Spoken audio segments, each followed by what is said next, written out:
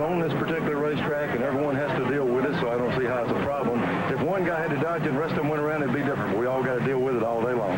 All right, Ricky, what do you think about this wall? I guess my opinion is maybe a little bit different than Neil's. It's here, we got to deal with the wall, and there's no way around it. And the guys at Richmond have done a heck of a job building a first-class facility. Other than one minor technicality and something that I don't think is quite right, is this design of this wall here.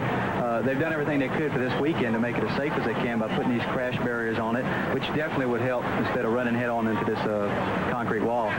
It's a situation that's there. Everybody knows it's here, and hopefully everybody will work with each other this race until the next time we come back, they'll have a chance to move this wall.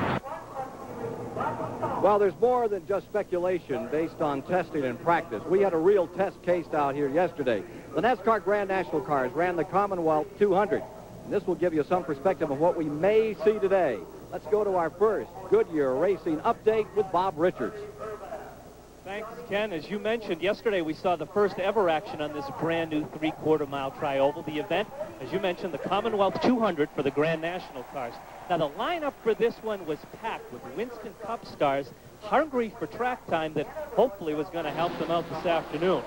Pole sitter Harry Gant and the Skoll Bandit jumped out front, but he was quickly passed by fellow Winston Cupper Jeff Bodine.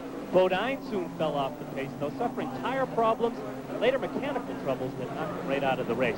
The first 11 qualifiers were on Hoosier tires, but heat and the new track quickly blistered the Indiana rubber. While the Hoosier drivers went to the pits for Goodyears, several of the series' big stars already on Goodyears, but well back, were headed for the front in this one.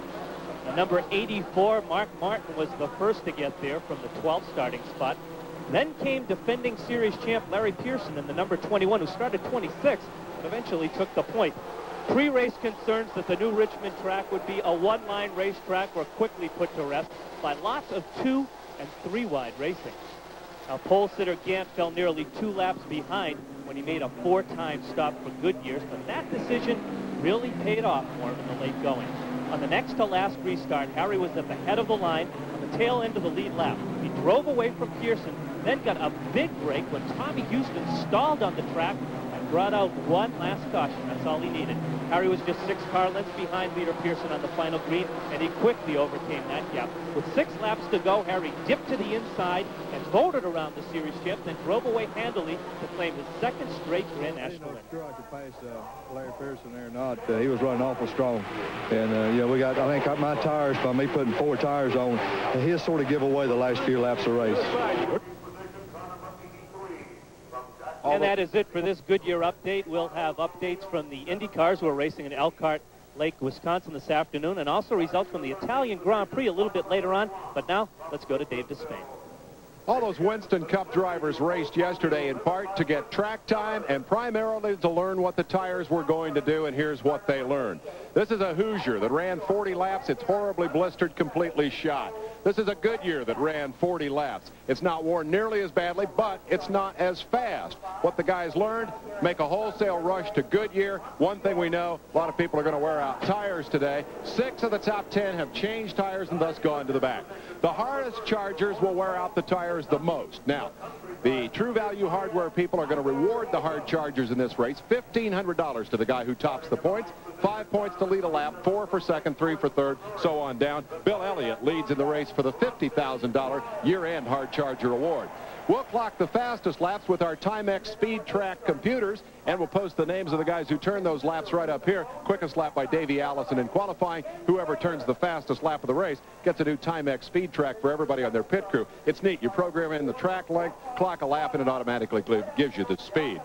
We're going to be back to review the starting lineup and look more deeply into that tire story, because it's really a huge issue here in the continuing tire war. More from Richmond, live right after this. In the Winston Club standings, Bill Elliott out in front of Rusty Wallace by 26 and 141 over Earnhardt. Among those 3, how do you see it going today, Johnny Hayes? Well, I think Bill Elliott's very smooth. I think he'll be conservative. I think Rusty Wallace, a little more aggressive, but still smooth, and will be conservative. I think Dale Earnhardt will be very, very aggressive. He needs to make up points right now, so I think the show is going to be watch Dale go after Bill and Rusty. And they're all coming from the back. More on the tire story. Let's go to Bob Barsham. Thanks, Ken. Now, folks, consider what these Winston Cup teams go through in order to earn the prestige and the tactical advantage of a starting position at the front of a pack, such as we have here at Richmond. Exotic qualifying engines and car setups that the drivers would never dream of using in a 400-lap race, but they will in order to get those top positions. So consider what it means when a handful of the top teams earn those front positions and then throw them away to start at the back of the pack. It's happened here at Richmond, and the reason is tires. As Dave Despain has already explained, in yesterday's racing, the Hoosier tires blistered badly. That triggered a wholesale change to Goodyear tires, and under NASCAR rules, that means you have to start at the back of the pack.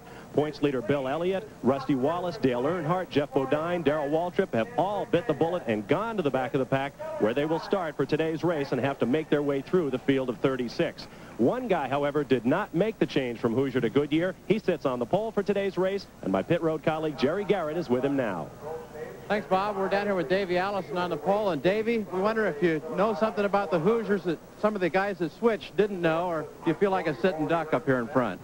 Well, I don't think we really know anything that anybody else doesn't, but being on the pole position, we couldn't afford to forfeit it. We want to get at least a good shot at that Anheuser-Busch money at the end of the season, and we've been running awful strong, and I think the biggest thing is we're just going to have to take care of these tires at the start of the race.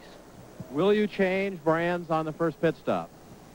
Well, we're going to wait and see what happens and make that choice after the race gets going a little bit. We're prepared to do that if that's what we need to do, or we're prepared to stay on the Hoosiers if that's what it takes. Okay, we'll have a good race today. Let's go down pit road with Bob Varsha now. One of the first teams to make the switch from Hoosier tires to Goodyear's was Dale Earnhardt, presently third in points, hoping to get a victory here as he did in both Richmond races on the old half-mile last year. Dale, why'd you make the switch? Well, the Hoosiers were tearing up after about 10 laps, so we wished we would have really qualified on Goodyear's. We sort of felt like we needed to qualify on the Hoosiers because of getting a good starting position, but when we seen them tearing up in 10 laps, they ain't no use in starting on them. So, you know, we made the switch, and hopefully we can get up through the traffic and, you know, run a consistent race. The racetrack's new to everybody, and, you know, everybody's just going to have to figure out what's going to go on during the race. So hopefully everybody's got the right setup and we'll all work good, but, you know, hopefully we can be a little better than everybody else. But I think the tire combination with Goodyear's got here is going to be the tire to win. So says Dale Earnhardt, who wins on the short tracks more often than anybody. Now let's go back to Ken Squire. The pre-race ceremonies are continuing here at the Richmond Fairgrounds Speedway, and there's a special ceremony right now. The Grand Marshal, Leonard Goldstein, is about to get a special phone call here today at Richmond, Virginia. I can't hear. Hello? Oh. Hello. Bobby? Yes, how are we doing? Good.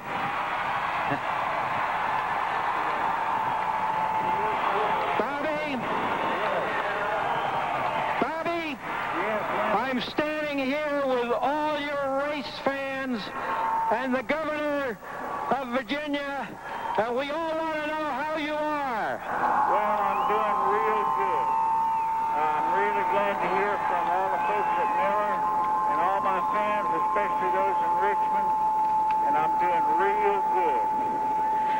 Well, it's great to hear your voice. We're glad that you're coming along. And now, the Honorable Governor Jerry Beliles of the great Commonwealth of Virginia has a few words for you. Hold on. Okay. Bobby? Yeah. I know that you're aware of our new Richmond International Raceway. We're extremely proud of it. You have a lot of friends here who wish you well and hope you will be back soon.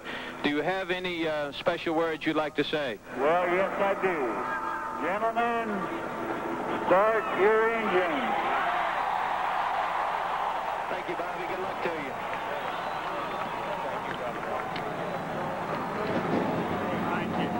Thank you very much, B.A. Enjoy the